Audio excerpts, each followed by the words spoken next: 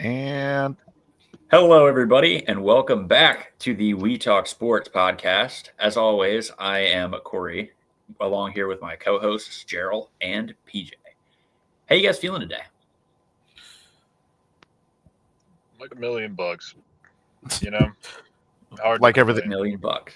like everything costs $1,000,000, but hey, what are Well, you gonna we've do? got a full slate to bring to you guys, so we're going to go ahead covering everything from baseball, football, basketball. So let's start it off with the most recent championship. The Dodgers win the World Series, 7 electric games. Gerald, what do you think about this? I'll be honest. I started off the year of baseball really hoping that the Orioles were actually going to make a push for something a little better. I expected them in the LCS this year. Didn't happen. Had to slide back. Had a lot more injuries than expected. Bad pitching. As a roller coaster of a year baseball wise, at least for me as a fan of the Orioles. But I always enjoy the playoffs. I usually root for underdogs. But in this case, I hate the Toronto Blue Jays. Not really because they're from Canada, but just because they're in our division and I don't care to see them win anything. Plus, Well, I I was hate also them because they're from Canada. fair enough, valid point. I was actually going for the Mariners. I really wanted the Mariners to make it through. I would have loved to have seen them Big get. dumper.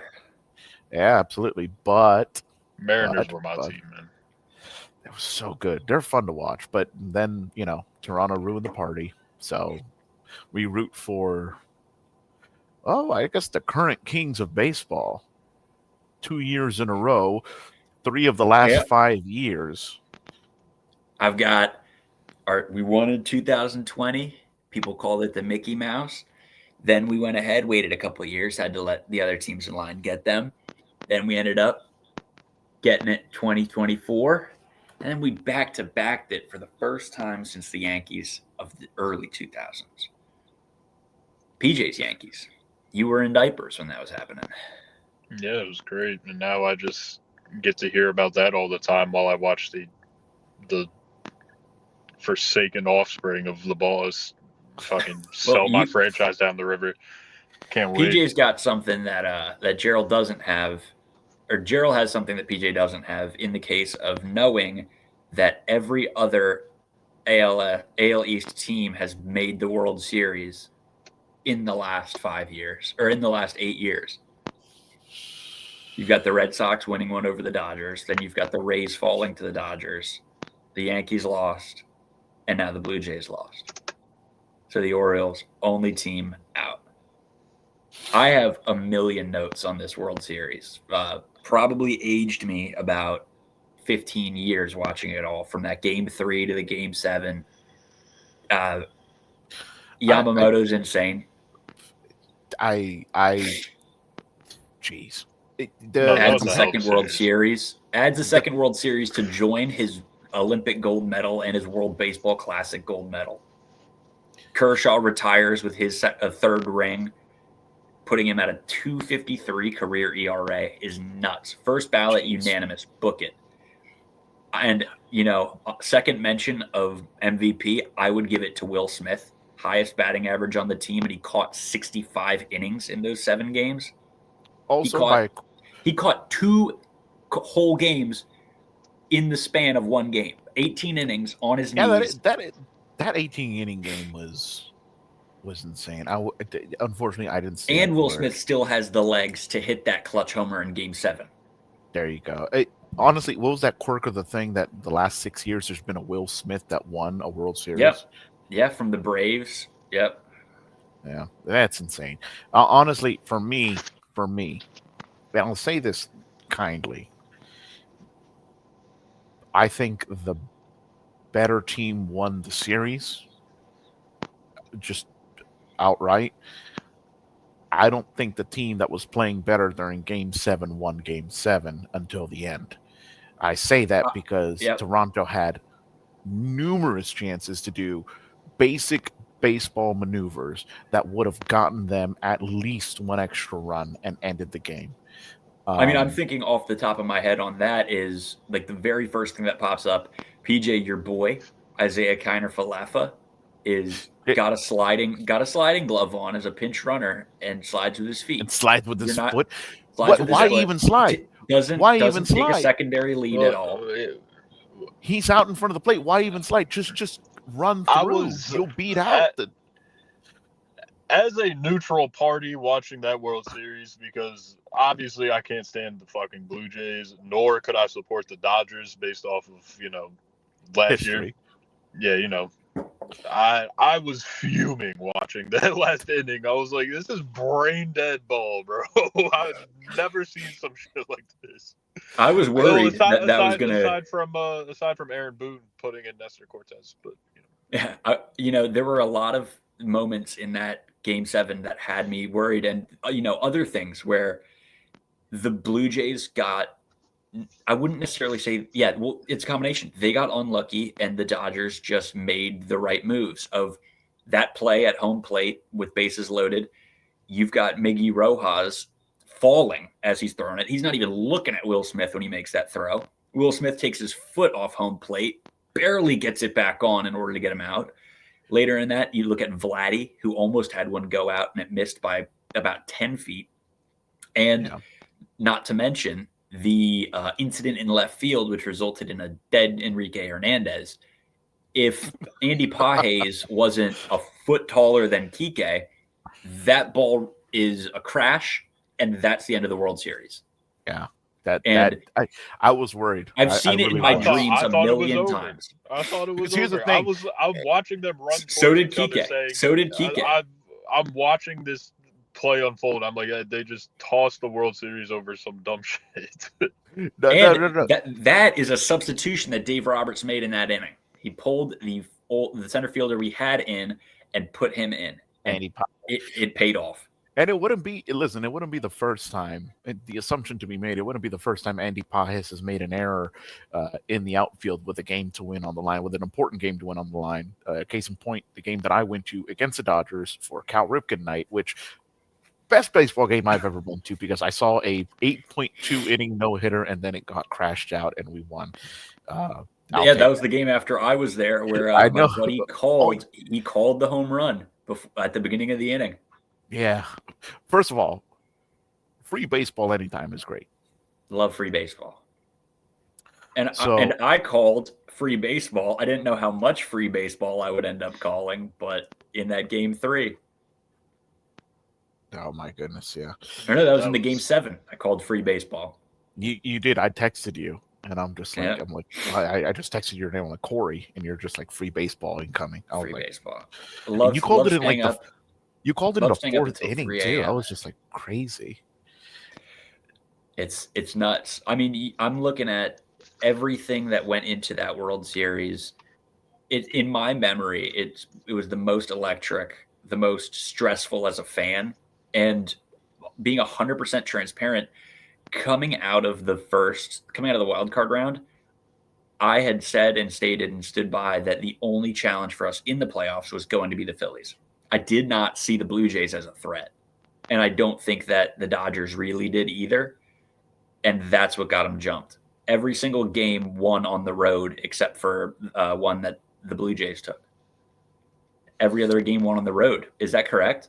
Or did nobody win on the road? Or did nobody win at home? I mean, no. It wasn't one of those. They switched off the first 4. Gotcha. Because the Dodgers didn't take one. Or we might have gotten the first win. I don't remember. Well, no, you got that win. You got the Game 3 win on Game 3. Yeah. Okay. I was at home. That's great. But either way. But there were so many different things of, clutch is you get that reliever, you get a reliever who nobody knew. He had I want to say like a 7 ERA in AAA, coming in and pitching, 3 lights out innings in that 18 inning thriller. You have Kershaw coming in, bases loaded, and being able to get out of that. How many times have we watched Kershaw have a situation like that and implode? And he finally was able to exercise his demons on the last pitch of his baseball career. I think that is flawless. Here's my thing. When they were putting in, I got worried because they put in Yoshi in the 10th, I think it was. if Yeah, I'm not mistaken, for the Dodgers. But before that, they were showing him warming up right next to Kershaw. I'm like, I yeah, love Kershaw. I love him, but please yep. don't put Do him in not put right him in. now. Don't put him Yep. in. Yeah, No, no, that would have been crazy. realistically, going with yesterday, or not yesterday, going with Game 7, I was talking to my dad on the phone beforehand, and I had talked to my brother before that too, and we were talking about a bunch of things. And one of them was realistically, there's only 3 guys who should be touching the baseball today, and it's Shohei Ohtani who's starting, Yamamoto because why not, and Sasaki. Because those are the only 3 guys. Do not let Snell touch the ball. Do not let Trinan touch the ball. Rest on these guys. And Dave Roberts left Ohtani in a little too long after he clearly wasn't feeling it, but they overcame. My thing about that is, I think they were trying to capture the magic of what Otani did at that one point where, what was it? Game 3, game 3, Yep, game 4 3 where he got on of the base. NLCS. How many times? Yeah. Dude hit. Sorry, No, you're no. thinking about last year's when he hit. No. The The NLCS. The NLCS. Yeah. Oh, 3 with home them. runs, 10 strikeouts. 10 Yep. strikeouts, 3 home runs. Like, He's a wizard, but that's I'm one of the putting him best in goat performances dogs of already. all time. that's insane. That absolutely was insane. Jeez, the second one that went over the roof of the pavilion. Oh, he's hitting home runs places home runs haven't been hit before. Bro, that dude hit it out of Dodger Stadium to dead center field. That was some crap, bro. Dude, How do you hit it into the parking lots? Otani's dog Decoy has back-to-back World Series rings before Machado has been to a World Series. Some Get people out were of here, like, Manny Machado. some He ain't the people, only some people decoy were like, associated with Shohei Ohtani, but we'll leave it there. Hey, all I'm saying, Shohei bets in the batting order, a little telling. But yeah, I mean, we had poor performances from guys all around, which, Mookie Betts, I was about to say, it's every year he has a slump. And the Dodgers as a team, we have 2 moments a year where we look like an awful baseball team. And then we turn it on and look like we're going to win it all. And unfortunately, we got one of those times in the World Series. Yeah. But they were able to get through it. And I think that speaks to the depth of the roster and their baseball know-how. They just knew how to win the games. And credit to the Blue Jays, too. They had so many guys who performed well when you just look at whether it's statistically or just vibes. Like Vladdy Guerrero Jr. is terrifying. He had a really rough year a couple of years ago, but he looked scary this year. Anytime he stepped up to the plate, I mean, we saw it with Yamamoto in Game 7, giving him a little the hat, and then going like, yep, he's scared of that. Clement was insane. Batted like Ernie 400. Clement. Where the hell did he come from? Came from nowhere. They've got so many young dudes coming in. Bo Bichette shouldn't have been running, but he's a stud. And I really want to put credit here. Max Scherzer doing an insane job in that Game 7. Yeah, this is a bounce back series for Max Scherzer. I mean, he's always been good, but he went back up to being really great for those couple of games both of the games that he pitched were pretty lights out on his end. He did everything he could to try to make it work. And I believe he's 38 and he said he wasn't looking to retire, that those weren't the last pitches. I don't know where he goes. I don't think it's a starting job, but I would love to see him go back to Washington, put that red cap on with the Walgreens logo, and go into Cooperstown and National. It would be nice. Or he might go back as a Tiger. Yeah, I mean, there's anything. I think he really made his name in Washington. Yeah. Him and Strasburg, but Strasburg always couldn't avoid the injury bug. So what are we looking for? Moving a little bit past the World Series here, what are we looking for going into next year? Your guys' predictions, any hot takes, any guys you're looking to break out or take a slump? I need to have a personal conversation in a closed room with no witnesses and no cameras with whoever the fitness and training staff is for the Baltimore Orioles, because they need to die. How do you have this many injuries and this many things go wrong from a rehab standpoint? How do you let Grayson on a rehab assignment and rehab regimen after coming back from a Tommy John or some similar surgery get injured to the point where he needs another season-ending elbow surgery? It's the DMV medical staff. It's John Wall falling in his bathtub. It's are they playing music in the operation room? What's good? Like, I don't understand. This is a major league organization that can't keep their players healthy, and it's too many of them and too consistent for it to be, oh, it's just a bit of a rough patch. No, no, no, no, no, no. Not with the amount of young talent that we have. It's someone telling them to do something that is not conducive to them staying healthy, and that needs to get fixed. I'm hoping the new manager has enough sense to see when that is happening, and that Mike Elias will listen to him when he tells him to get those people out and bring some actual better professionals in, because we can't afford to lose another half a season of some of our better players because, oh, they overextended themselves or they have some muscle injuries. Yeah, I think realistically the owner needs to do some searching and spend, $5-10 million on your training room. Get some guys from, the Dodgers is one of the things that I think about. You look at Max Muncy, who got his leg destroyed before Kershaw's 3,000th strikeout. I don't know if you remember that clip, getting slid into at third base. He got his leg messed up, and he came back before the postseason. That ended up, I think that happened on July 5th when he got hurt, and he's back in September. Yeah. So you get some guys from there, get some seniors in. The injuries aren't something you can blame on the field. This roster, it's recovery. This roster and these prospects that we have, because we've been building prospects for like 5 years at this point. There's so much talent. It just needs to be honed in and guided. I'm waiting for the right person to do that, and so that's what needs to happen. Also, as an aside, completely unrelated but absolutely hilarious, needs to be mentioned, that fake People's Sexiest Man Alive with Bartolo Colon on the cover was great. My goat. That absolutely big sexy. It's Gerald, go ahead. Yeah, it's big sexy and sexy Rexy. That's it. So, what are your predictions for division winner anywhere around the league, World Series, and how do you think the Orioles are going to do? I think the Orioles are going to have a bounce back year. Personally, I don't see them regressing anymore unless they absolutely throw every single chance to win away, which I don't see them doing. This is a young and hungry roster that wants to win and wants to get past what they haven't been able to get past in the last couple of years. So I think they're on for a really good bounce back year with a lot of energy. I don't know if I see them winning the division, but quite frankly, I don't think I care if they do. If they do, great. If they don't, it's not going to make that much of a difference to me. So go for it. I think they'll end up 1 or 2 in the AL East. I think the Nationals have a lot of talent. They're going to surprise a lot of people. They could steal their division as well.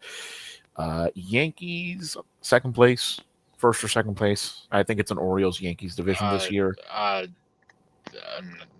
It's still the Yankees. There's Gerald, so I what do know, you got? and What I do you know got? they're gonna squeeze into the fucking. We do this thing every year. The Yankees. Yeah, they're gonna. Here's how it's gonna go. April to June, they're gonna look like the best team to ever touch the diamond ever. All right. June 15th to like August 25th. All-Star break. August. They might win. They might win a series. Okay. And then they're gonna pick it up. They're gonna turn on the Jets right at the end of August, going into September, and squeak into the playoffs. And the business as usual. All right. They're gonna play against Cleveland, and they're gonna win against Cleveland. They're gonna play against Cleveland. They're gonna smoke Cleveland. If they play Minnesota, they'll smoke Minnesota. If they play against anybody else in the AL East, they're fucked. It's what we do, Gerald. I'm sick of promoting the insanity, and as a diehard Yankees fan, I hope we are so trash next year that it's undeniable that Aaron Boone needs to be fired. I hope the Yankees or win like if it. Okay, they're not. Yeah. If it was possible to win only like 15 games in a baseball season, that's what I hope the fucking Yankees do because I'm sick of the whole thing. Well, the Rockies might try to give you a run for your money there next year. Gerald, what do you have for Orioles win total, Orioles MVP, and World Series predictions? Orioles win total, I'm going to go 92 to 96. Wow, that would be best in Major League Baseball this year. We did not have a single 100-win team. I can see it happening, personally. Yeah. Hey, Orioles 100 wins. Yeah, not 100, 92 to 96. I'd go be slightly humble. Orioles MVP. It's going to be Samuel Basallo. Basallo. All right. Good call there. I think he's going to be real good. But there's going to be a lot of it's just that group of guys knows how to work well with each other and with any parts that come in and out. Like I said, there's a lot of talent, there's a lot of drive and energy, and they can they look like their energy reminds me of pre-injury Cam Scatterbo. Don't remind me. Don't worry, we will get to that later. But hey, FedEx Field. Y'all need to burn that shit down, bro. World Series prediction. I can't under like my own senses say that the Orioles are going to make the World Series next year. I think they are 2 years away from a World Series if they really focus in. Next year, I admire the confidence, sure. You haven't had your heart trampled by suffering from success like I have. It's admirable. I had 2 years of being swept into playoffs, but like that's not much. But I'd rather be in the Orioles position of the last 20 years than the Yankees position of the last since 2009. Okay. I was about to say. Since we won the World Series. Yeah, since we won the World Series. Yeah. Yeah, you know. In my World Series prediction, honestly, I think it actually will be. I think the Mariners are gonna jump over that hump. I think they will. They have such good chemistry with each other. Big dumper, obviously, but I still think there's plenty of talent and also now some experience. They were so close that I think they can get it now, and they know how to adjust themselves enough to get to the World Series. And then on the NL side, I think there'd be a great team to watch. And then on the NL side, oh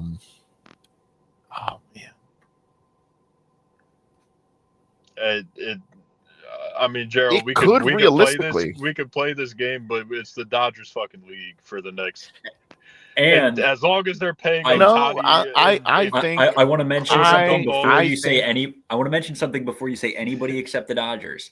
Okay, we do have current free agency going right now. Kyle Tucker will be a free agent, and Shota Imanaga has not taken his player option with the Cubs. So, Japanese pitcher. I think we know where he's going. This is. I think personally, I think the Phillies are going to head back. Phillies, yeah, right. I can see the Phillies. Phillies Mariners World Series, I think would be pretty.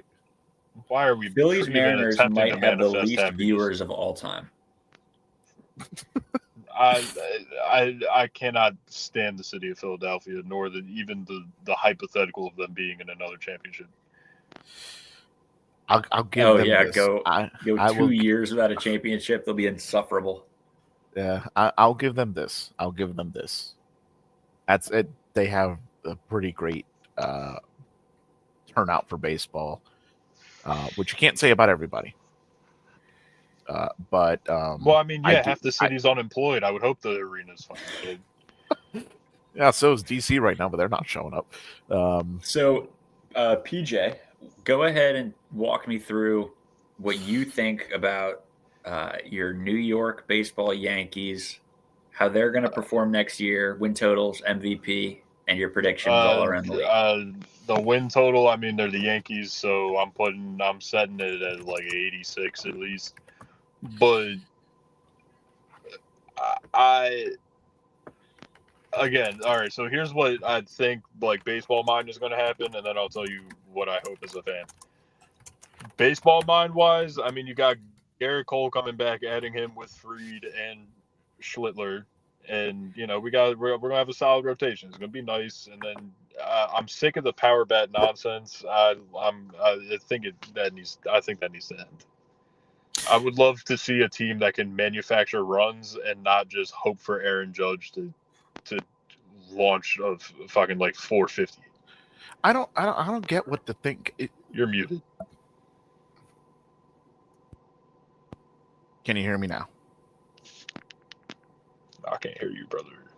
All right, give me some. Hold on. One moment. Can you hear me now? Ruh-roh. Of course. Can you hear me now? Let's see what we got here. Can you hear me now? No. Keep going. Come on. Oh, it's on my end.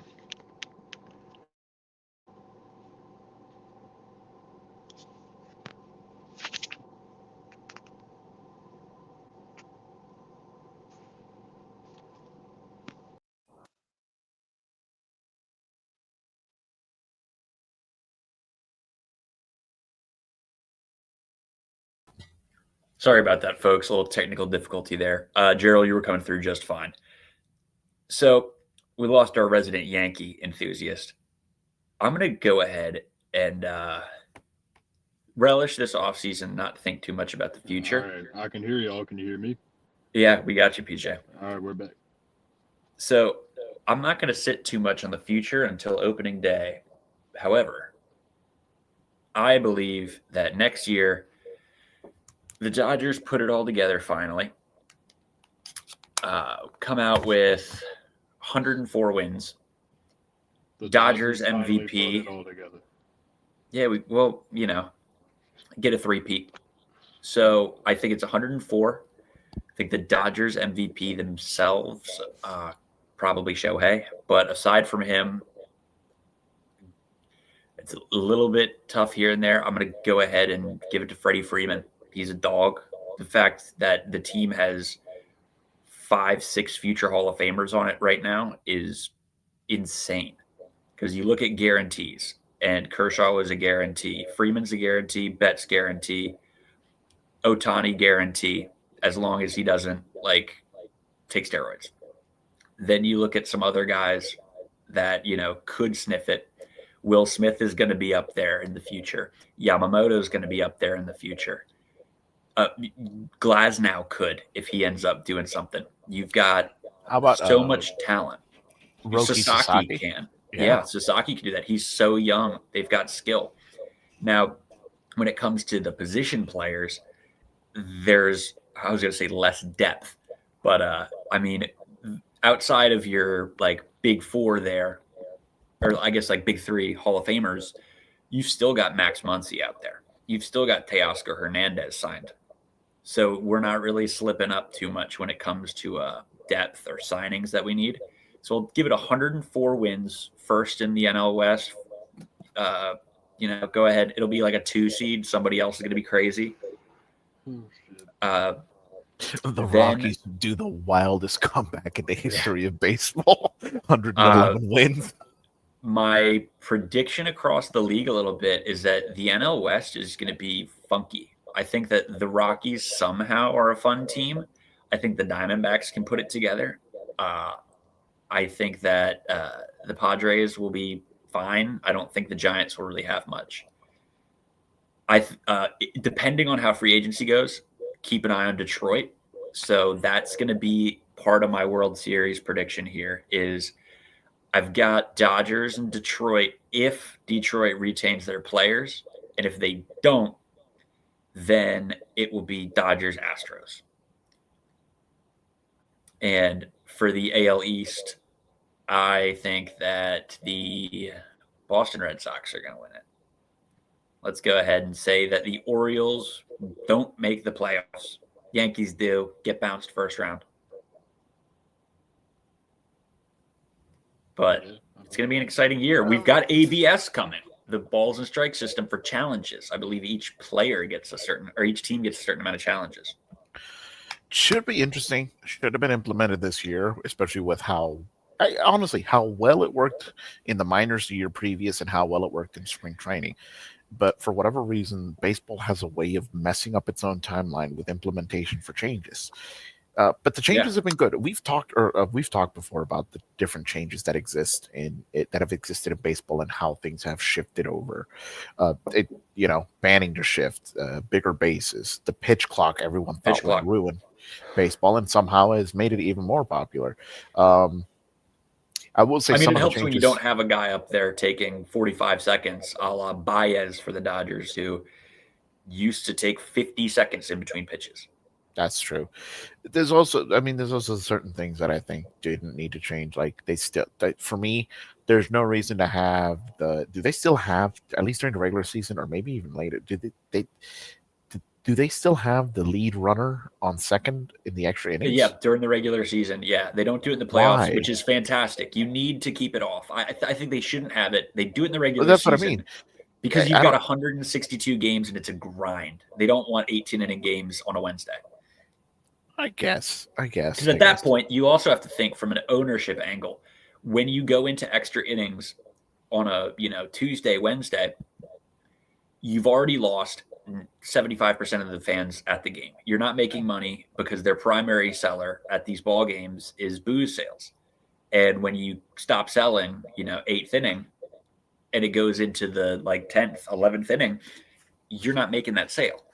Yeah. And you've already started closing down a lot of your in-stadium restaurants. So I think that, the runner on second, it speeds up regular season, keep it away from the playoffs. Okay. I don't think they needed to ban the shift. I like the pitch clock, surprisingly, even though I knew that I wouldn't. Yeah. Yeah. It's one of those things that I think caught everyone off guard, but I think it's worked. But yeah. So check this out. Catch us at the World Baseball Classic this next spring in Miami, Florida. Then for you guys here and for anybody local, the Orioles will open their season on March 26th against the Minnesota Twins at Camden Yards. And then if we look a little bit after that, the Nationals have their home opener against the Los Angeles Dodgers. And that comes on April, I want to say it's April 3rd. Big win for the Dodgers. Big win for the Dodgers. We will end up seeing their ring celebration. Listen, I know I just said I'm hot on the Nationals. April 3rd. April 3rd, Washington Nationals will be hosting the Dodgers. It is on a Friday. I will be there. I think any of you guys. I think I'll be in prayer that Friday. So just you'll be in prayer. Yeah, I'm that's Lent, right, PJ? And the Dodgers open their season, so they'll end up getting their rings then. After starting this season a week earlier than everybody and ending it a month later than some teams. Can I say something? Also, I want to make a point right quick that I think really affected the Dodgers. Is they clinched the World Series on a Friday, and the game 1 wasn't until the next Friday. They had a week of rest about. So that could have factored into some of their slow starts. That's true. I get the MLB spreading games around. I do. But can they be like the NFL and do it in the middle of the season so it becomes like a marquee thing instead of at the very beginning of the season where everybody kind of is confused about whether or not it's an exhibition? Yeah, do it the last game before All-Star break. Something, yeah. Do it in Mexico City. It's safe there, allegedly. Or what you could do, and I think it would be really fun and really awesome if the MLB did this, is go ahead and the week before or after the All-Star break, flex everybody's schedule. You don't have any or you have their matchups, but you don't have any locations. So you don't know if it's home, you don't know if it's away. If it's Orioles, Nationals, you don't know if it's going to be either of those or if it's going to be at a different venue. I think that would be a fun thing. Flex it out. I lean away from end of the season just because you have playoff implications and that can get a little sweaty. But that's something I think that would be fun is some different venue games. I'll say I know it's not it was a quirk of the rule, but now that we have an established wild card system, an actual 3-game series for the wild card, which is great. It's I okay. It's better than one game. Yeah, one off. I do miss game 163s though, when it was unavoidable. Yeah. Those were fun. Those were a lot of fun. You still have them, right? They didn't change that. No, they did, because now the tiebreaker is like just going deeper into like a certain a statistic that. Oh yeah. Yeah. So it's like a. At least they changed home field advantage for the World Series, taking it away from the winner of the All-Star game. Okay. Ridiculous. You know what was crazy to me? The first year that they did that with Bud Selig, first of all. Heck yeah. The first year that they did that, apparently, because everyone was trying a little too hard, they ran out of pitchers on both sides because it went into extra innings. Nice. And they had to call it a draw at the All-Star game, and they're like, "Well, that's fun. Let's flip a coin now." Yeah, what do we do? Something else to, and I don't want to harp on one game for too long, but the 18-inning game 3, something just insane about that is until that 18th inning, we hadn't seen any offensive action since the 7th. We'd let almost 11 innings of nothing offensive, or of no runs scored. Like, how often could you ever say that that's happened? Nah, it's insane. Usually it just keeps on going up and up and up and up and up and up. I've seen it go up. You get a run here, a run there, but when you're talking about 18 innings and it's 6-5, like, you've got a little going on. Yeah. So we're going to go ahead and switch gears to the National Football League. Right now, as it looks, my team is atop the AFC, tied for top of the AFC and NFL at 7-2, I believe. Is that a record, Gerald? The Indianapolis Colts. Are the Indianapolis Colts 7-2? Are statistically one of the best teams in the NFL. Revitalized, not solely, but revitalized by Danny Dimes of a one Daniel Jones, which, if I remember correctly, hold on, cover your ears because this one is going to be loud. The reaction of PJ on draft night when he initially, this is the as a Giants fan, God, hold on, let me put you in solo cam for this, just so you can really revel in this. All right, because no, that's not what I need. That's Gerald cam. All right, here we go. Hold on. All right, so first of all, let's know.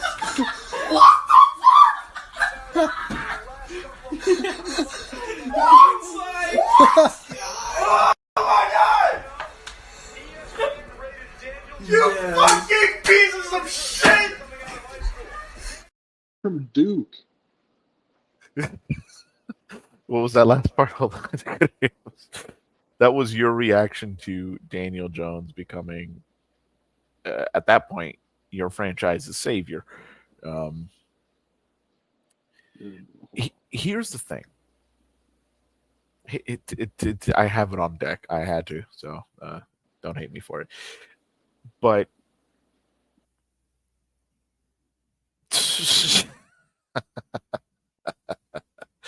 I might have offended a resident Giants fan. Still amazing to me that Daniel Jones is able to revitalize his career after an absolute ringer. Right, my bad. No, you're good. I know you had to recollect. Audio, you had to recollect yourself from the emotions of that cuts time. Out after every whatever the fuck. Look, I mean, this fucking asshole is the quarterback of the Giants for like 6 fucking years. Okay, here's my thing. Here's my thing. Hear me out on this because I want to give the benefit of the doubt as much as possible. I really do. I will get into Sunday's game. Did you say that 6-7 on purpose? Sure. You said he's been the quarterback of the Giants for 6-7 years. Oh no, I didn't. Hey, Oh shit. you guys, hold on. You guys want to know something hilarious? I accidentally did that when I was preaching from a pulpit. Oh my god, bro. I hate That's So around here, though, we've got ourselves a Commanders fan and a Giants fan. Your team's duking it out for the bottom of the NFC. we are the I'm two. not done with your quarterback. Oh, my quarterback is We'll get to that. fantastic, showing listen to shades of this. old vintage Listen to Danny this. Dimes on Listen to this. Sunday. This asshole's the quarterback of the Giants for again 6-7, yeah, whatever, 6-7 years, and he looks fucking terrified the entire time. He looks like he's completely lost. Has no, I mean, for Christ's sake, we celebrated. We thought he was the MVP when he threw for 15 touchdowns in a year. In the year of our Lord, what was it, 2022? Okay, whatever. So all of a sudden, this guy goes to Indianapolis and he turns into the reincarnation of Peyton Manning. But here's now, okay. now I will get to Sunday because Corey, I'm not done with you. Sunday, Daniel Jones got that look in his eyes. He had that look in his eyes, Yep. and I said, "That's Scaredy the Danny cat. Dimes I know." Well, going about I'm Sunday, still in there, listen. My team also mortgaged our future after watching seven good Daniel Jones games, and you guys just sold off a bunch of first rounders. We'll see how it works out. hey, I will It ain't say over this yet. about Indy is I made a couple predictions here coming in that with Daniel Jones that either he was going to be awful and we were going to either get Drew Aller or Arch Manning, who both of them have had interesting seasons in college, with Drew Aller being injured and awful and Arch not starting off so quick. But we were either going to have Daniel Jones be terrible or Daniel Jones be really, really good for about 9 weeks, get hurt, Anthony Richardson comes in, terrible, and we have a win and in game and we lose it and we don't get a quarterback in the draft. Instead, we are not getting a quarterback in the draft because Jones has been electric aside from Sunday. The one game that we lost to the Rams should have been a victory if not for A.D. Mitchell, who we just shipped to the New Jersey Jets in exchange or alongside first-round picks this year and next year for Sauce Gardner, which I'll take it. Our secondary needed some work. I don't think it's a short-term play. He's got youth. He's got the stuff. He's got the sauce. My thing, I think that has impressed me the most about this Daniel Jones revitalization is that he is in a system where he does not have to be the superstar of the team, which I think is where he works well. I'm going to piggyback on that, and once you're finished, I want to add to that. Yeah, I think the system that he's in right now in Indianapolis is one where he can excel because say it as you want, but the pressure is off of him from being the face of a franchise. He's really good. He excels at being a great facilitator, and his skill is shining bright because he is able to be in that system right now.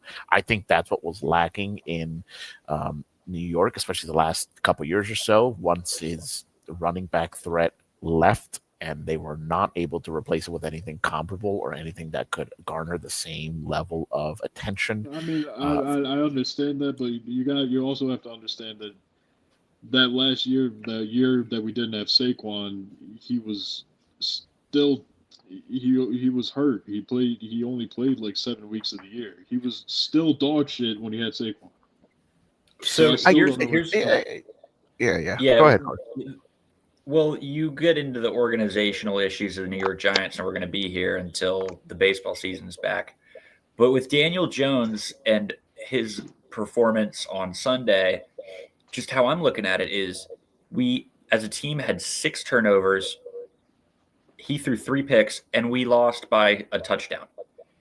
We stayed in that game despite Jonathan Taylor only getting about 40 yards, right? So the rest of the team around Daniel Jones is humming. He threw for like 340 anyway. Just didn't quite get the score together. I think that probably the We have underrated the best part of the Colts turnaround is Jonathan Taylor, because for all intents and purposes, I thought he was done. We have the best offensive line in the NFL, headed by Quentin Nelson, the best left guard in the league. We've got Jonathan Taylor, who I love. One of my favorite things about him is how he's going to get you 3 yards, 4 yards, and then he's going to break off a hell of a rush and then still aim for 4 yards every carry. We have Alec Pierce playing crazy down the field, Tyler Warren stepping into his own, Penn State, and we look good. Michael Pittman's doing things. We look like an efficient team. And then on defense, DeForest Buckner holding it down, Latu holding it down. Our secondary's marred by injuries, but the team plays well. We're down a kicker. We got a new one. This credit has to go to Shane Steichen changing the team, and most importantly, not to be forgotten, is Carly Ursay-Gordon. She has been on a tear this year, on the sidelines, active, learning about what the coaches are saying, what they're doing, because when it comes time to pay coaches and to hire coaches, that expertise matters. No, that's how you build an organization. That's how you build a culture. Hey, I think. Oh, and again, maybe, I really thought Kate Mara needs to go down there and start listening. I thought week 4 that the Colts were just a fluke. I thought us winning was just off to a hot start for nothing. But the more and more that we see stats and watch the games, they look like an efficient team. If we can just get these small errors away from us, I think that we could contend with a deep playoff run. I don't necessarily put us on the level of of Kansas City. And Baltimore and Buffalo have their twins in the aspect of they've made it up against those guys almost every year. One of them has to go through the Chiefs, and so they've got losing experience. The Colts don't have playoff experience on their roster. I can't think of a guy on the Colts, drafted by the Colts, who was there the last time we made the playoffs. I think you were there the last time they made the playoffs. Yeah, Quentin Nelson, I think, has been to the playoffs maybe once. But, the rest of them are fresh faces. We've got a young team. We have a dominant run game. And the Steelers found a way to shut it down. But Daniel Jones stepped up. Aside from 3 interceptions, they stopped our run game, and he went ahead and threw for 340 yards. Yeah. It's like I said, it's impressive. I think I'll agree with you. I think that the Colts have great potential to make a good playoff run. They're winning the division. I'll decide that for you. Yeah, they're winning the division. Speaking of the division, let's take a look at CJ Stroud getting hurt, which just headlines a season of hurt quarterbacks. You've got Lamar Jackson, who missed time, Joe Burrow, who's out all year. Now it looks like Jaden Daniels, after his rough injury, might be shut down. It's not as bad as it looked, but it looked real bad. I work at an orthopedic office where we specialize in sports medicine. So what do you think about all of these injuries going on with quarterbacks across the league? Because it's happening a little bit more than I feel like I've seen in past years. I think it's going to be more detrimental to the league in the long run, unless certain changes are made. But I don't believe that the way that the NFL fixes things is the way that it's supposed to go. Well, you fix things by switching every stadium to grass. That's how you natural grass. We have Buffalo's doing it up there in the new Highmark. It's got natural grass on it. But like natural grass to a standard, like FedEx has natural grass, but I mean, I'm sure we could find somebody that knows how to grow grass in New Jersey. Like MetLife, you're talking to the guy whose team plays in MetLife Stadium. I've watched every star player of the Giants for the last decade tear their ACL. I can say the same thing about FedEx Field. It's not been a fun ride over there either. And I've been to FedEx Field 2 times, and it's been terrible both times. Man, I've got the only good stadium out of our teams. Lucas Oil's fantastic. Retractable dome, baby. That's I know great. Giants won a bowl, dude. That's true. Over Where did the touchdown Colts win- Tom. Where did the Colts win the Super Bowl? Was that in Louisiana? No, that was Miami. Miami. That's still when they used to Gerald use. knows all his Super Bowls. I did. I went. Where did we went out. lose the Super Bowl? Where did you lose? Miami. Probably also Miami. You did. It was Miami. That tracks. Hey, yeah. moving a little bit aside here, we just got to see always a classic. Bills Chiefs played each other with the Bills coming out on top. Josh Allen, I believe, improves to 4-1 against the Chiefs in the regular season, but has not managed to get past them in the postseason. What do we think that the road looks like for the NFL heading? I mean, since we're at the halfway point, what do we think the roadmap looks like for playoffs, through playoffs, and inevitably the Super Bowl? I mean, right now the Chiefs aren't. I mean, you have to the AFC West. You have the Chargers and the Broncos. The Chiefs aren't. I know it's only halfway through the season. The Chiefs aren't even in a wild card spot right now. They're in third place in that division. You know what? I'm gonna make an analogy or a comparison here. The Chiefs are the Yankees right now. The Chiefs are the Patriots right now. No, see the Patriots. Oh, you're talking about in the season, yeah. In the season, the way they're running their season, lackluster at the moment. They put on the Jets closer to the playoffs, and then they always end up getting through, but they either win or die on a hill that's stupid. I will say this, Corey, you did make this bet to me on camera like 4 years ago or 5 years ago. But if Mahomes wins one more ring, you owe me $250. He's not getting it. He's running into the Daniel Jones buzzsaw now. Despite Josh Allen never beating him in the playoffs, he's got one more contender coming up. If you had told me that sentence, like 4 years ago, what a fucking. All I'm saying. I mean, how many times? Watch out! Watch out! I got one. Daniel fucking Jones. Anyway, Danny Jones is system quarterback. Look, I mean, for as good as the Bills are right now, the Patriots are leading their division. So the Patriots beat the Bills too earlier in the season on the Bills' turf, snapping their incredible. No. Well, I'm so sorry. I do have to mention. This. Drake May MVP. Maybe. How? Literally, how did the Dolphins fire their GM but keep Mike McDaniel? Vibes. He lost the locker room a year ago. His quarterback lost his support 2 years ago. His quarterback lost his neck 4 times because of Mike McDaniel. Every time that I'm on Twitter or X and see one of Tua's hype speeches before the game, it makes me want to take a nap. Normally, I mean, you've got historic guys to make all-time great speeches. Like a lot of Ray Lewis was one of them, making all that noise. Tom Brady did great ones. Michael Strahan was really great at Strahan, fantastic. But Tua has nothing. He's got no sway within that locker room. McDaniel still having a job is robbery for the Dolphins. I think it's the only reason they can't is because they can't trust anyone else on that staff right now. So they need to actually do a thorough search. But I'm sorry, McDaniels has to go. He can. Well, they can fire him and bring in a number of the college coaches who have been fired this year. No, James Franklin's available. Throw it to the wind. Bring Urban Meyer. Ed Orgeron. No, Ed Orgeron's going to come to Penn State for next year. I'm telling you. John Gruden's NFL comeback is in Miami. Trust. I would love John Gruden. If I owned an NFL team, I would have John Gruden somewhere on my staff. There's no reason why he shouldn't be having a. Well, there is a reason why he doesn't have a job. Sort of a Papa John thing going on here.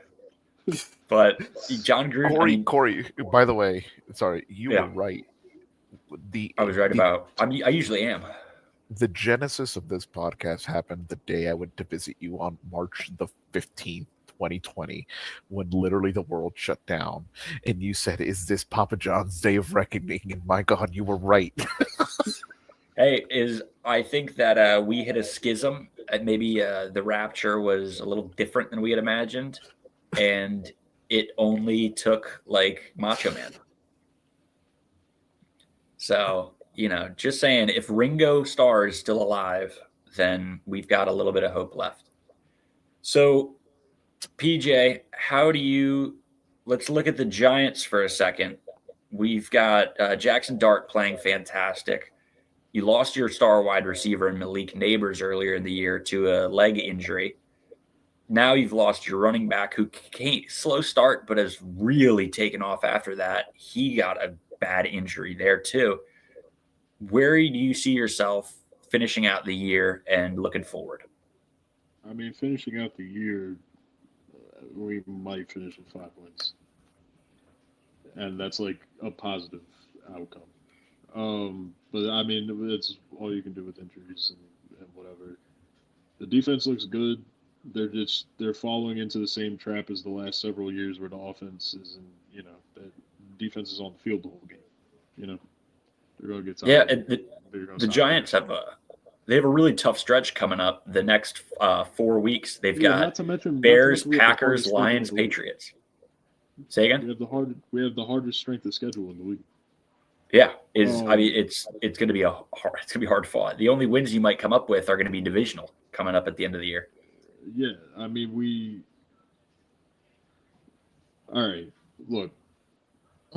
Jackson Dart looks great. I couldn't be fucking happier, especially with the fact that he's like his number one wide receiver right now is Wan'Dale Robinson. Not shitting on Wan'Dale, but he's not a number one. He'd be a really good number 3 on like a Super Bowl team. Dart looks great. He's doing everything I could ask. I have no complaints with Dart. I mean, all of the mistakes I'm seeing it's dumb rookie shit. Like, he'll grow out of it. He'll figure it out. I was about to say, yeah, growing pains, things that are going to be adjusted over time. It is what it is. Hey, I think Adabu thing, bro. That dude, you gotta understand, that dude is.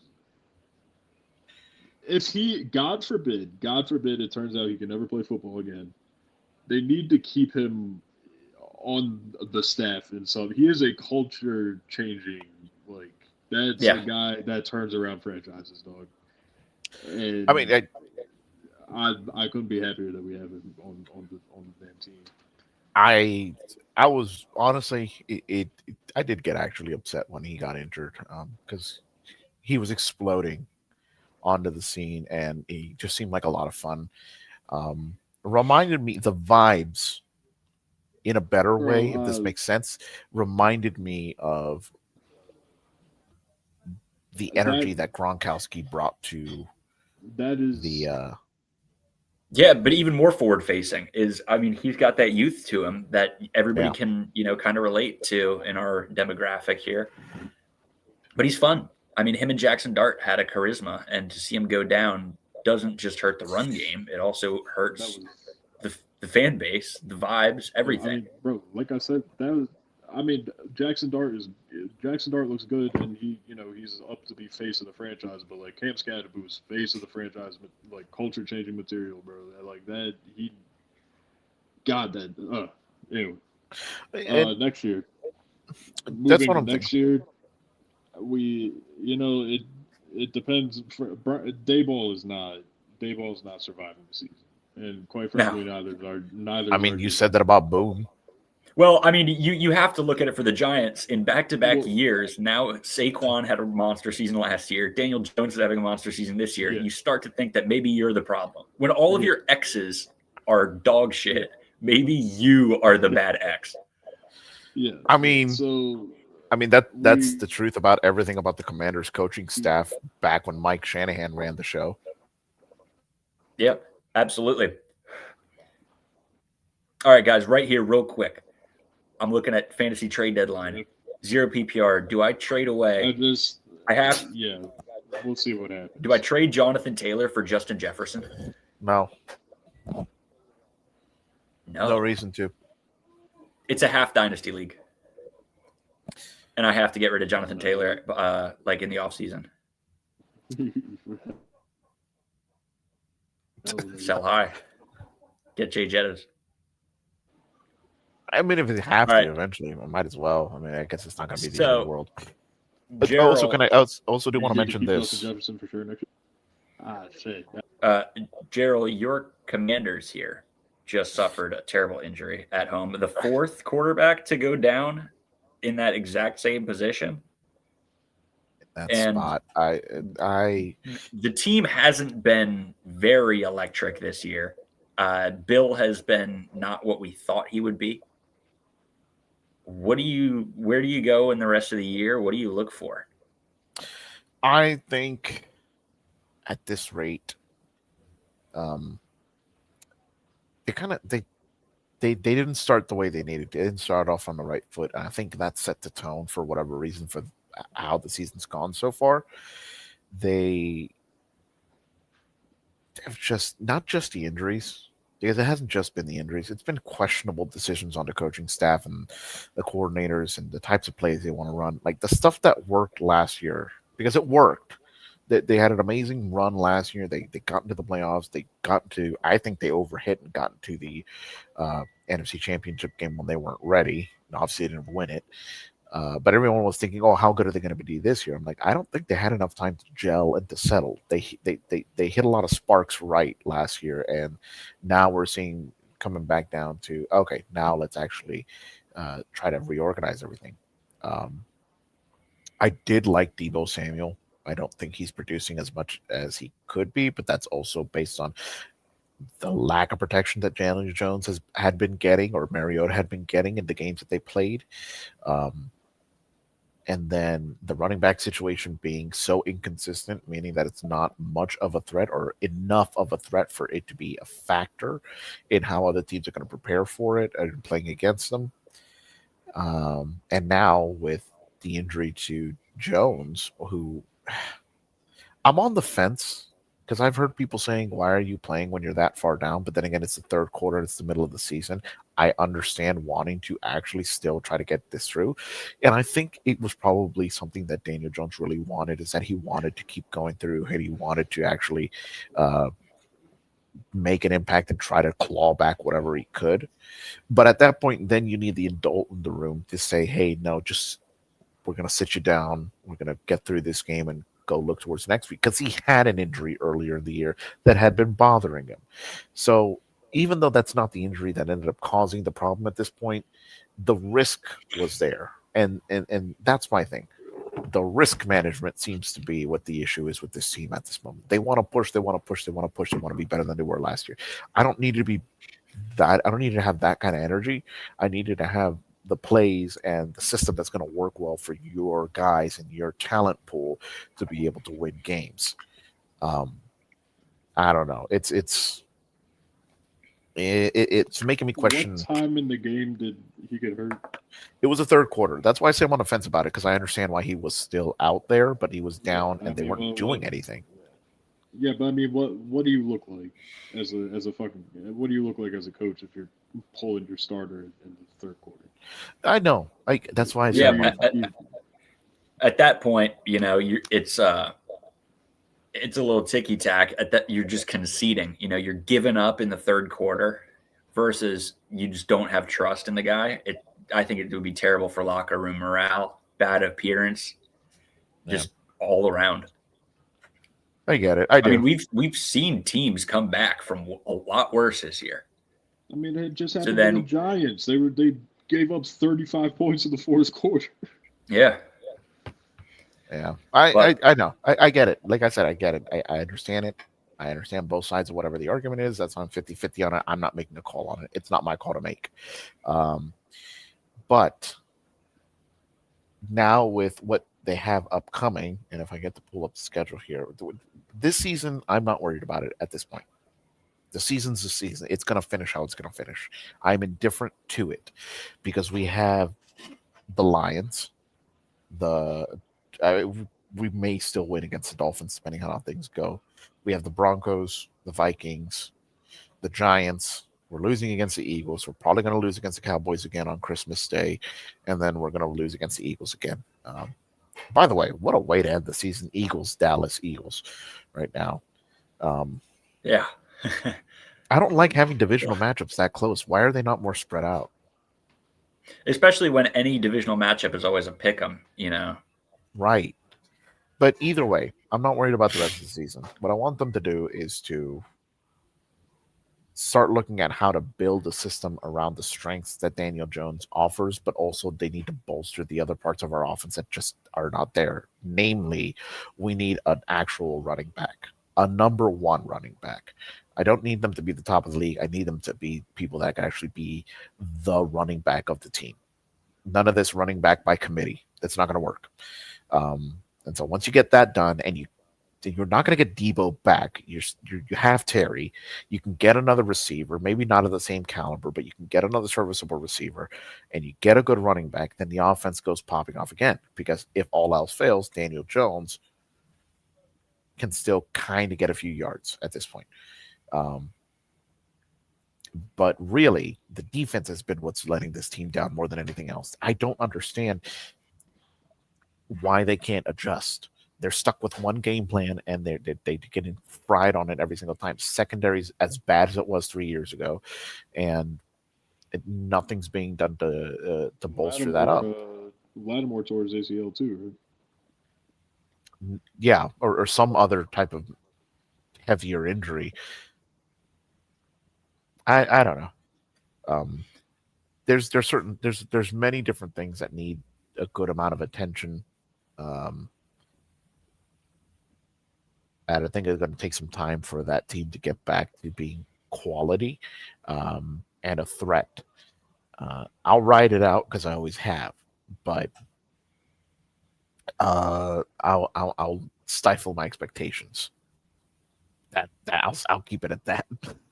I think So you guys what- need to get younger. Like you have an So- old ass team, bro. What are we thinking yeah. for how the season is going to turn out? Now, the way that I see it is halfway. We've got some surprises here. Indianapolis doing very well. Patriots doing very well. But you've got the inevitability of the AFC playoff picture having the Bills, the Chiefs. Doesn't look like the Ravens are going to make it as of right now. But they played really well with Lamar coming back. Looking at just, the way that the NFL looks right now, would call AFC Championship game, go ahead, Colts Chiefs. Put it at that. If my memory serves right, the Chiefs play the Colts later in the year.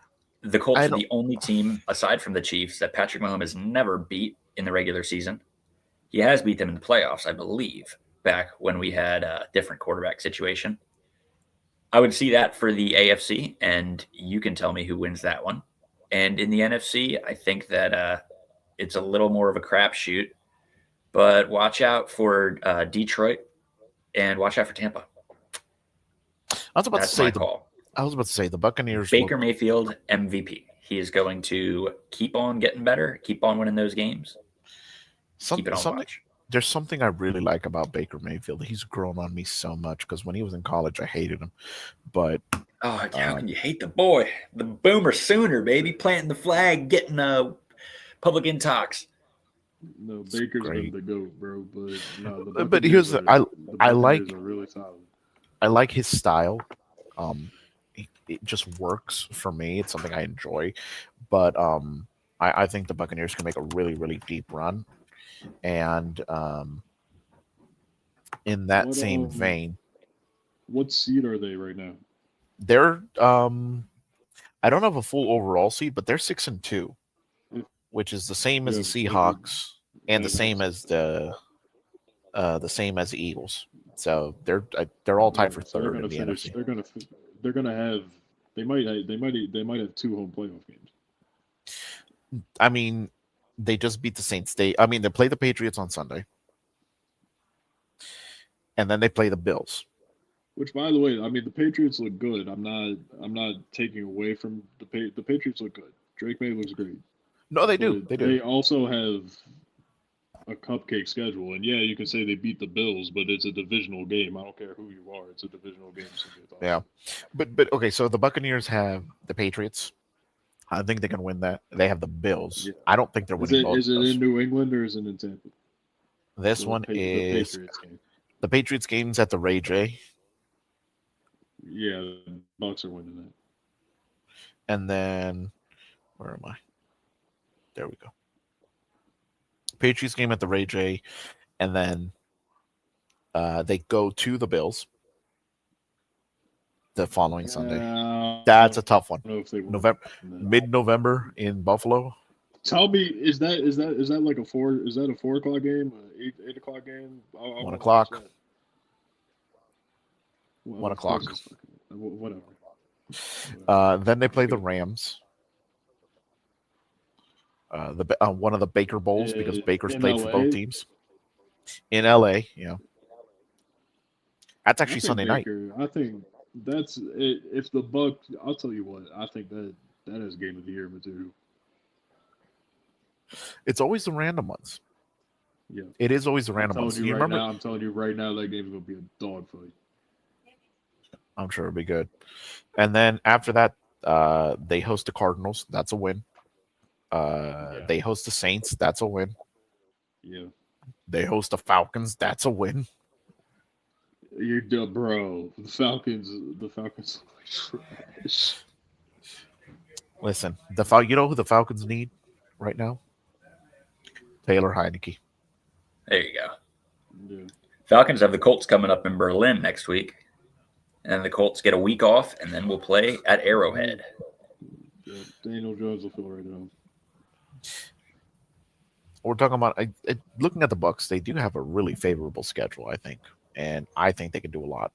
No, the Bucks. The Bucks are going to have at least one, if not two, home playoff games. They should definitely be in the championship game. And on the other side, look at Buffalo here with their schedule. You know, they got the Dolphins coming up, then Bucks, Texans, Steelers, Bengals, Patriots, Browns, Eagles, Jets. Bucks, Steelers, and Eagles could pose something. Patriots could pose something, but they've got some cupcake games around there with the AFC North. I mean, a quick side note. What the hell do you mean? Did you see that the Jets GM came out and said we're trading all our defensive players. We're not touching the offense. Like the defense is the problem. Fire sale. I don't know, man. It's they are drunk and asleep at the wheel, bro. I don't know. The Jets have always been the organization to me that never established themselves for any success. And I think that continues to be true. Thanks. I don't know what deal Joe Namath made. I don't know what deal it was. Bro, but like Joe Namath was ass. Have you ever looked up like Joe Namath's actual like what he accomplished? That's what I mean. That's what I mean. What charm did he have to sell? How much of himself and the team did he have to sell? When you can't make Tim Tebow a success at the Jets, you're the problem. Tim Tebow. All right, I wouldn't choose the Tim Tebow hill to die on, but they blew up the franchise way too early, and they've been condemned to another like 30 years of misery since. I think Sanchez blew up the franchise a little too early too. That was a firestorm of a day on X. So a couple weeks ago. Moving on here from the NFL, firestorm on X. Oh my goodness! Forgot about that. Shout out Kowalski. No. But honestly, what was shout out Mark Sanchez? So let's go ahead and calling the Colts game from a hospital bed. Let's go ahead and switch gears a little bit here. Take a look at the association. So right now, we're only 6-7 games in, but on the East, we've got Philly and Chicago up top, and in the West, OKC, the reigning champions, remain undefeated. PJ, How about the Knicks? Washington mean, won a so- game finally, so we're not at the bottom. There you Two go. teams So- are unwinning, but not Washington. Here's the deal with the Knicks. This is what I expected. Everybody's kind of freaking out about the like 500 kind of slower start. This is exactly you hired a new coach with an entirely new offensive scheme. You have to understand that with Tom Thibodeau, they deadass just weren't practicing and didn't have an offensive scheme at all. So like they're actually learning to play as like an actual fucking basketball team. There's going to be growing pains. It's going to be a slow start. It is what it is. They'll be fine by April. And I expect the Knicks to be hosting the Eastern Conference Finals again. I think I Because think it's going to be interesting. this team has too much offensive potential. That's From the what I was top going to to say. bottom of the roster.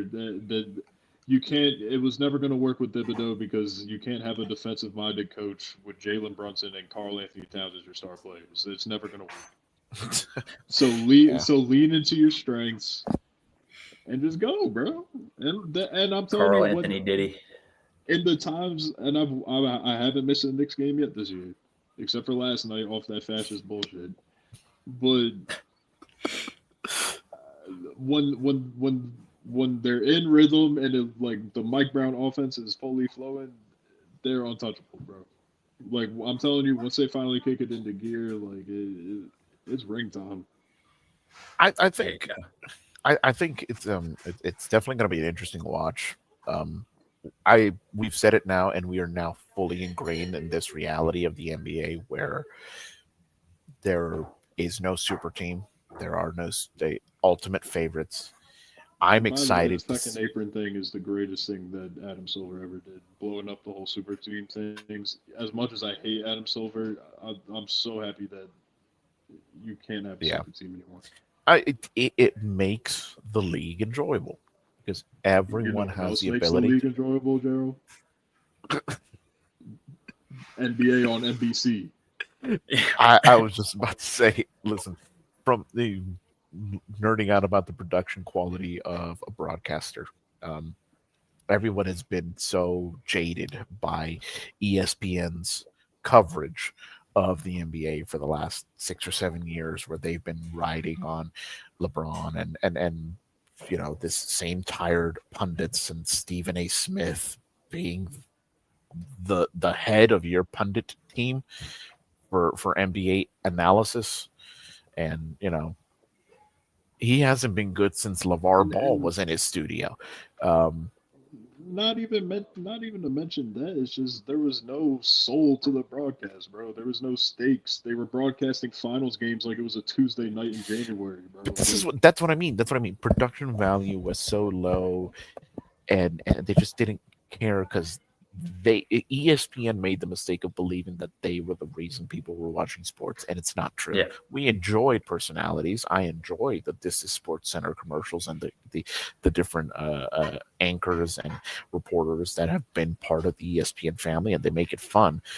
But the sports being the main draw has always been the case. And once they lost that, it's been talk shows and radio shows, and it's all gone.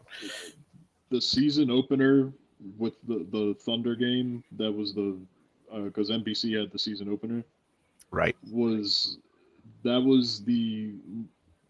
It felt like powerful, felt meaningful, bro. Like the NBC guys, they're bringing like the legends and shit back to the NBA. It's an entirely different feel. I've always said I've liked NBC's production value for sports. I think they do a good job with Sunday Night Football. When it comes to the Olympics, they have never let me down with the Olympics, especially now that Peacock has a bunch of coverage and everything. But like everything that NBC does sports-wise, they take it seriously, and they take it with a more traditional approach. They're not looking for social media clips or anything like that. All they want to do is make you feel like you're watching the big deal. You're watching prime time. I was telling Corey about this another day, but the fact that NBC has a contract for the NFL for Sunday Night Football, the marquee game of the week, Sunday Night Football. They have a contract now for what looks like a weekly or bi-weekly marquee matchup or doubleheader amongst their platform in the NBA. And looks like, do they get Sunday nights? I believe so. No, they get Tuesday nights right now. Right, but once this NFL season ends, they're going to do Sunday night basketball. I think they might. And then they also have a contract with the MLB that they bought out from ESPN because ESPN doesn't want to do MLB stuff anymore. They bought out ESPN's contract for Sunday night baseball. Sunday night primetime marquee matchups are on NBC. And I think they've done a really good job because you know what? They can do a lot more with a lot less. They can throw more production. They can throw more effort. They can throw better quality and better analysts and better commentators to a smaller amount of product and make it that much better that everyone else can enjoy. And I think that's where their forte is. It's the fact that they're not overloading you. This isn't ESPN college football game day with 8 games going on at the same time amongst various platforms, and you get 4 games at 4 p.m. and 2 games at 8 p.m. and then you get Pac-12 action at 12 p.m. and you're just overloading. It's good for what it is because college football has that quality. The NBA is not that. NBA, it's going to give you saying this is the match you want to see. This is the game you've been waiting all day to watch, and we're going to give it to you and make it feel like a big deal. And I think that's what everyone enjoys. This different flavor, it's old-fashioned flavor, round ball rock, the intro that they did, the package, the graphics. It's just all of it has been done with the idea that let's make this feel like it's a big deal because it is, and everyone's enjoyed it as far as I know. And it's hilarious seeing ESPN scramble to try to switch up their tone and how they talk about the NBA and do different things and all that. But man, NBC's doing a really good job with the NBA.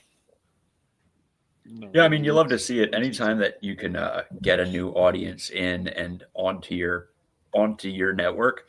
That's an absolute win for them. Because you look at what ESPN is doing right now and just absolutely fumbling everything.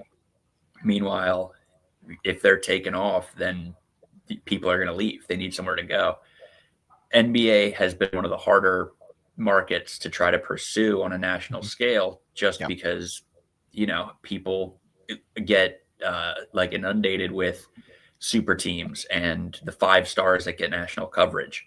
But when you can actually put it together and cover the league and not just the LeBrons, Currys, KDs, those kind of guys, then people like it. I think what also helped is that we're entering into what seems to be like a perfect storm of great things to happen for NBC, where the super teams are out of the way, the parity's back in the league, everything's interesting. Super teams are not out of the way. OKC is fantastic. The Spurs keep getting richer. But they're not They're not the 3 best players in the league that could possibly be together. That you're It's not 2 top 3 players. Right. It's KD not what it's not our previous perception of what a super team is. They're a super team because they're extremely good at basketball. It's not super teams because of the superstars that are on the team. It's different. They're a super team through like the draft and actual team building the way God intended for that to happen. It wasn't like, oh, I'm just going to team up with my buddies in Miami and win 1 billion fucking rings. He only won 2 in Miami. I don't know why we think that his time in Miami was that great. It wasn't. Well, no, that's what he said on not 1, not 2, not 3. Yeah. I mean, he didn't say how many. Also, a couple different things. First of all, as an aside, NBA Sentinel is one of the greatest things that ever happened on Twitter. Sentinel's fantastic. He's amazing. When he was roasting the WNBA, it was one of my favorite times. And then we do have to talk about it. The scandal with the betting situation, Chauncey Billups was involved in poker fraud or illegal poker gambling ring, where they had poker gambling ring, where they had NBA players and other people of money. They had mafia was involved in the cards, contacts and glasses that let you view marked cards. They were running an entire operation behind the scenes. Insane. This was a full on. And Gilbert Arenas snitched on him. Gilbert Arenas was. No, but here's the thing. Gilbert Arenas was the one that confirmed the suspicion He was during the investigation for the FBI. The way the way that they found out was because for whatever reason the NBA or the FBI caught wind that Terry Rozier was doing something sketchy, and they looked into it because the betting companies, the betting markets told them, "Hey, something's up with Terry. You're gonna have to look into that." And I guess credit where credit is due on the part of the betting companies that told the FBI. Fine. Um, what it ended up leading to is them uncovering a bigger problem and seeing that Chauncey Billups was involved in that bigger problem. So that's why you're hearing both of their names. Um, I can't imagine the time that it takes because I've done research on. I know that those tools and different things work and how they exist and why they're made and how they're used. I've seen marked cards and I've seen the X-ray glasses and contacts that let you see the numbers on the cards, and I've not seen the ones where they have X-rays on the tables to check what the cards are underneath and this, that, and the other. It's an insane endeavor. There's a lot of money that was moved around and pushed around and uh, set set up for loss. That's insane to me. I don't think it's going to affect the sports betting culture personally, but I think the leagues are going to start to roll back their buddy buddy relationships with all these sports betting companies. So if only for optics. Um, it's going to be hard because they've taken billions of dollars from them for advertising everything, the FanDuel halftime show, whatever have you. But it, I get it. I get that the general public is being inundated with a lot of sports betting things going on, and that there's a general intrigue for it, and it's legal now. I understand, um, but this was always the issue that could have risen up in situations like this. This is not the old days of Pete Rose doing what he did. This is a different story, and the leagues are going to have to deal with a lot of pushback now uh, from a general populace that's going to want to see a game and not have to question whether things were going one way or the other. Everyone's hyper aware of everything. I think people are looking for things where there isn't anything to look at. Everyone will blame the refs for a bad call, or blame the umpires for a bad strikeout, or blame the refs in an NFL game for helping a team more than another. Yeah. Integrity of the game is so important, and I think it's just the leagues. It's going to be on the leagues to prove to the people who are watching their sport and who want to be part of that culture that they can enjoy it, knowing that it's not them pulling strings. There's not anybody affecting things one way or another. But it's going to be a long, hard task. Are they going to get rid of sports betting? Absolutely not. There's too much money involved in it.